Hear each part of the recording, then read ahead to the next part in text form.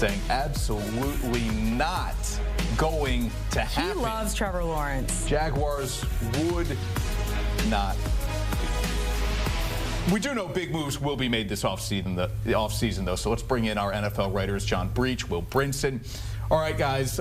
Aaron Rodgers is a name now that we'll talk even more about, believe it or not, somehow, because he will be on the open market after the Jets officially part ways for him come middle of March. So where is the best landing spot for Rodgers if he continues to play? Well, I'll say, I think there's two landing spots I'll give out. I didn't tell producer Noah that I was going to give to, but he also didn't tell me he was going to put sunglasses on Pete Prisco and force me to screenshot it and totally throw me for a loop right before the segment started. I'll say that the Steelers should go ahead and make a call here because you have Rodgers, who's been bitter, about how things went with the Jets. You can go and play for a good coach in Mike Tomlin. You can get a good defense to back you up, and I think you can make the case that the Steelers add a piece or two in the receiver room. Maybe they are actually a quarterback away from winning. They just didn't get the quarterback play they needed from Russell Wilson down the stretch. But the really fun landing spot for Aaron Rodgers would be the Minnesota Vikings. Let's all be real. If he follows the exact same path as Brett Favre, it would be beyond hilarious. And he would, have to continue those McAfee hits every week because Vikings fans would tune in just for the Schadenfreude. Boy, who would Packers fans hate more seeing in purple, Rodgers or Favre? That was a tough situation when Favre was playing QB in Minnesota.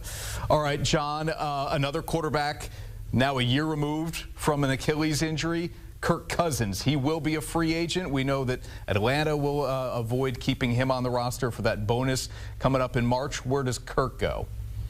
Yeah, Brinson and I just sending the Achilles injuries to the AFC North because I have Kirk Cousins going to the Cleveland Browns. Look, he has a history with Kevin Stefanski. They were in Minnesota together. Kirk Cousins, obviously the quarterback. Stefanski was the offensive coordinator at the time. And if you look at Kevin Stefanski's offense, it actually works when the quarterback understands how to run it. We saw Jameis Winston thrive in that offense. We saw Joe Flacco lead the Cleveland Browns to the playoffs running that offense. And with Deshaun Watson almost certainly done in Cleveland, Kirk Cousins, you bring in someone who's familiar with the system. You don't have to really teach it to him.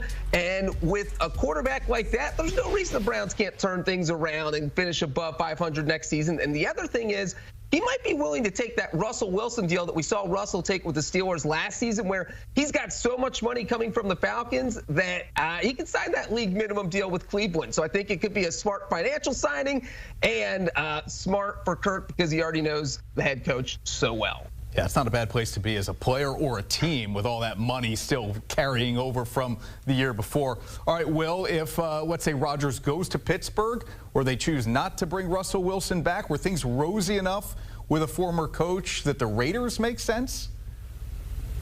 Chris, I'm so glad that you're teeing us up for all of these because, quite frankly, the only thing in my brain right now is that picture of Pete Prisco. Like, I can't get it out of my head. Yeah, look, Pete Carroll's in Las Vegas now. You have Tom Brady, who's heavily involved in owning the team. You're trying to get some sort of sense of stability and to bring in this compete mantra. And you look at the quarterbacks that they have or had in the room, and, I mean, it's just not that impressive. It was clearly the biggest downfall for the Raiders, along with like a lot of other issues on defense and with the run game, every which way. Really, Carroll is he's an adult in the room. Quite frankly, he and Russell have mended fences. They're back to being buddies again.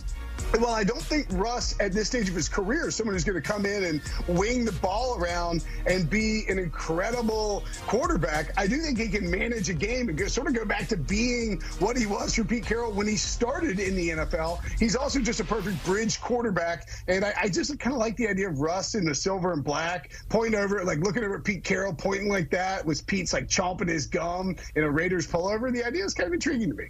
Okay. Detroit has been linked here, John, to maybe going after Myles Garrett if Cleveland were to make him available. But there's another pass rusher who's known for his motor that maybe makes better sense in Detroit. Yeah, Brinson was just talking about the Raiders, so let's talk about the Raiders and Max Crosby. Look, if you're Pete Carroll, you're signing Russell Wilson, maybe you're thinking about, maybe you need some draft picks. You're rebuilding a little bit. You ship Max Crosby off to Detroit, who should be calling around, whether it is Myles Garrett, whether it is Max Crosby. You need a pass rusher in there, because you look at when the Lions defense really started to fall apart last season, it was in week 5 when Aiden Hutchinson got injured. And you look at that, Aiden Hutchinson only played 5 games in 2024. He led that team in sacks. He had as many sacks, 7.5, as the next 2 players on the team combined. And that was even though he missed 12 games. And so once the Lions couldn't rush the passer, they couldn't stop the pass. They gave up the 3rd most passing yards. So they need some help up front. Putting Aiden Hutchinson and Max Crosby on that same line would be scary, and it would make the Lions a Super Bowl contender. They're already a Super Bowl contender, but put them over the top. All right, the team that knocked the Lions out of the playoffs will, the Washington Commanders, and the conversation now is, how do we get pieces around Jayden Daniels? What should the Commanders do?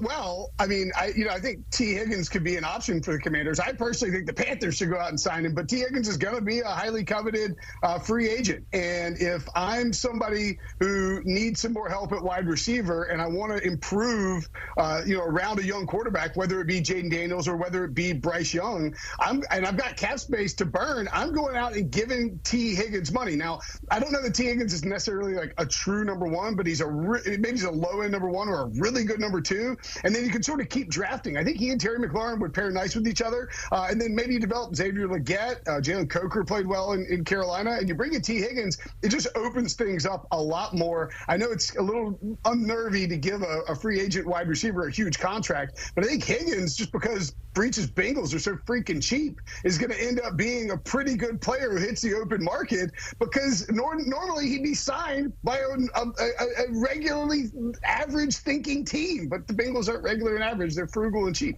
All right, so Will, you've got T to Carolina to help out Bryce Young. John, how about in Washington? Deebo Samuel says he wants to trade out of San Francisco. Is he a fit? Yeah, I feel like the Commanders need to call up the 49ers and say, hey, look, we read the news. We know Deebo wants out. And if you look at what the Commanders have on offense, you have a wild card. I think that the Commanders offense could take another step forward. So it went from good in 2024 to maybe great. So they need to get a number 2 guy in there, and I think Deebo Samuel will be a good fit. 4 days removed from the Super Bowl, never too soon to start looking ahead to what might happen when free agency opens up. Will Brinson, John. Ngày hôm nay mình sẽ hướng dẫn mọi người gấp một con thỏ bơm hơi như thế này nha. Bây giờ chúng ta cùng nhau bắt tay vào làm thôi. Để bắt đầu vào làm thì đây mình có chuẩn bị một tờ giấy màu hồng này. Và mình sẽ gấp cái tờ giấy màu hồng này thành một cái hình vuông nha.